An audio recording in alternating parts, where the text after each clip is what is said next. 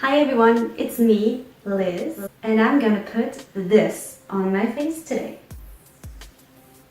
It's the Wet n Wild Photo Focus Foundation. I got the shade Nude Ivory, Light Neutral, 363C. By the way, I've overdone my makeup today on accident.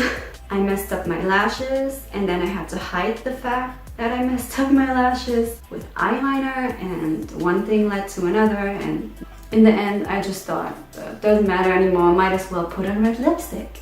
So let's test this foundation. I already primed and moisturized my face, so now it comes with this little thingy.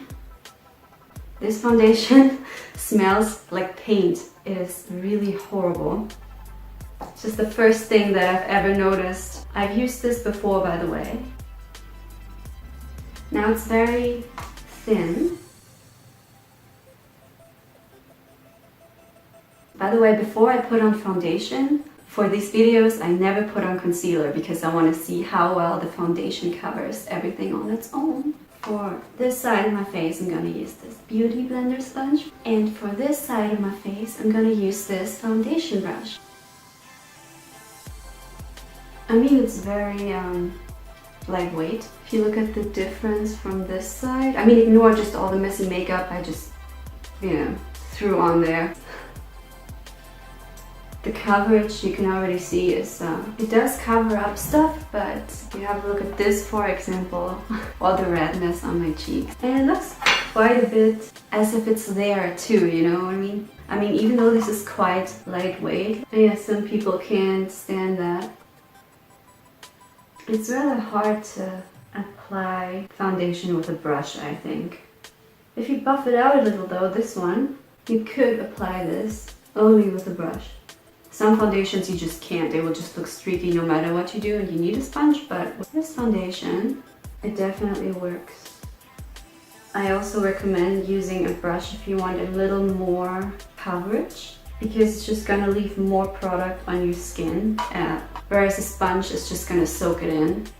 Oh no, I messed up the eyeliner. Why? And the lipstick, as usual, just can't work with a brush.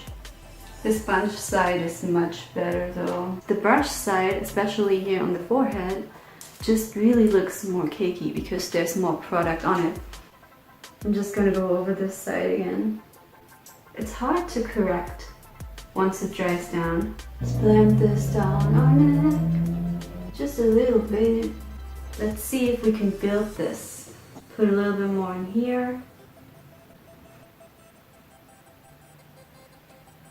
So I think it is buildable. Oh yeah, definitely actually. Looks much better. But the more you use, cakier you will look. I mean, it's not bad, like it's not like other foundations. Somehow I just keep messing up my makeup today. Everything also falls out of my hands. So yeah, it's one of those days.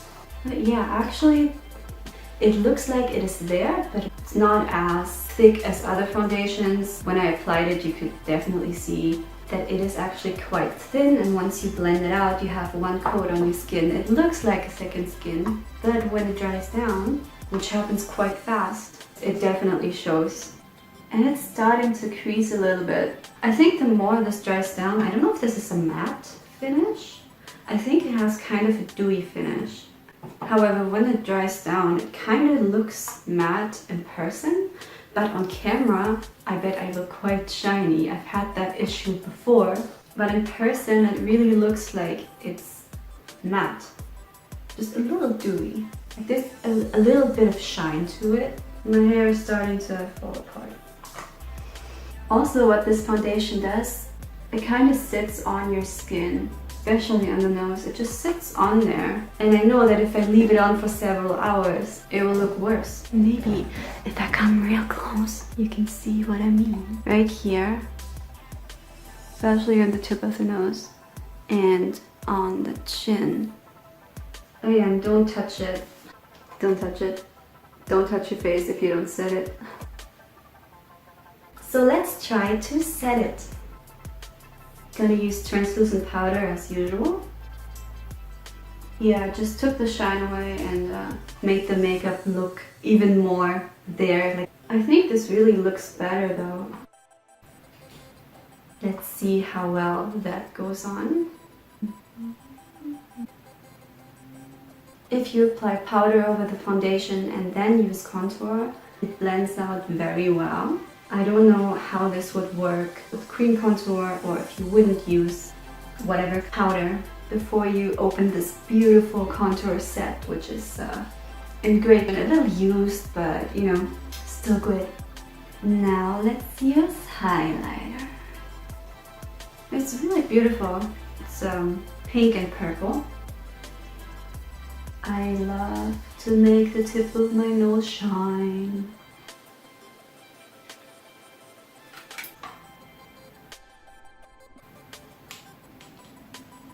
Blend this very aggressively, because if you don't, then you don't blend right. Highlighter applies very well. Sorry if I'm giving in to my addiction. I just can't stop. Needs to be blinding.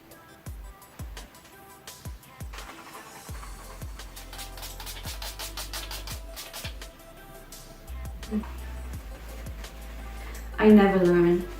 The nose looks really bad because it's already coming off. In some places this foundation really looks patchy, but nice on the rest of the face, you know what I mean? So I'm gonna wear this for the next couple of hours and then I'm gonna show you what it looks like right now.